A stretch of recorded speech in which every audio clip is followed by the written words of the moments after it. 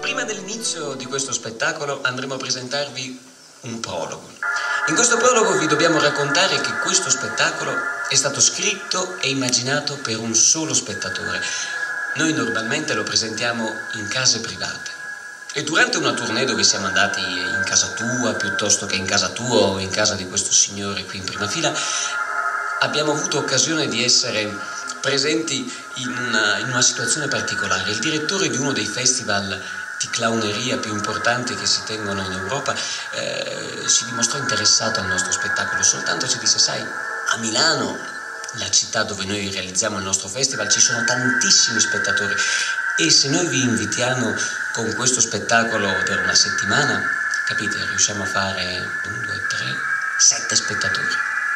E ci disse: non è possibile presentare questo spettacolo per molta più gente. Così ci fu una riunione nella nostra compagnia nel Teatro Blu e incominciamo a domandarci come possiamo presentare questo spettacolo per tanta gente. E vennero fuori diverse idee, una tra l'altro straordinaria, una bomba d'idea, un'idea di tipo architettonico. Noi pensavamo praticamente di costruire 4 pareti di legno. E con queste 4 pareti di legno avevamo pensato di realizzare una specie di stanza all'interno della quale si poteva ricreare questa situazione drammatica. 2 persone che si incontravano, che sognavano, che tentavano fughe, eccetera, eccetera. Ma l'idea geniale era che nelle pareti di legno noi pensammo di creare una quantità di buchi attraverso i quali gli spettatori potevano arrivare e come voyeur spioni potevano osservare quanto succedeva all'interno di questa stanza. Dunque il nostro organizzatore andò a Milano, parlò con gli organizzatori di questo festival, gli raccontò tutta questa idea, le 4 pareti, i buchi, eccetera. E questo signore disse: non funziona, è troppo complicato, tutta la gente in piedi per 2 ore che guarda uno spettacolo da un buco, non funziona.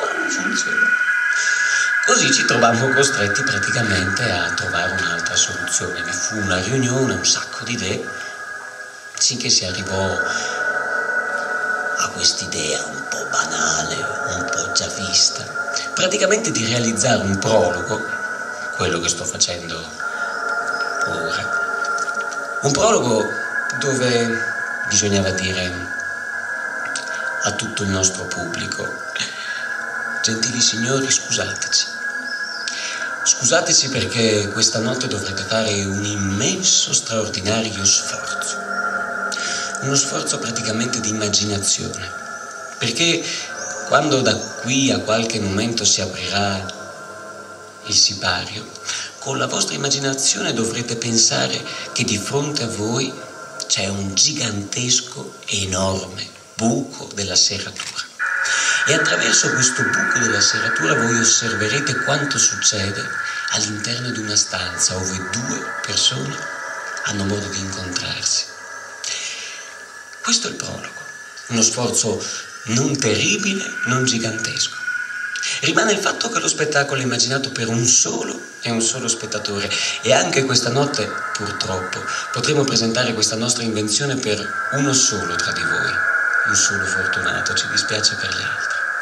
Dateci 2 minuti, così che si compia la scelta, 2 minuti per prepararci e quindi tra breve lo spettacolo andrà a incominciare. Grazie mille.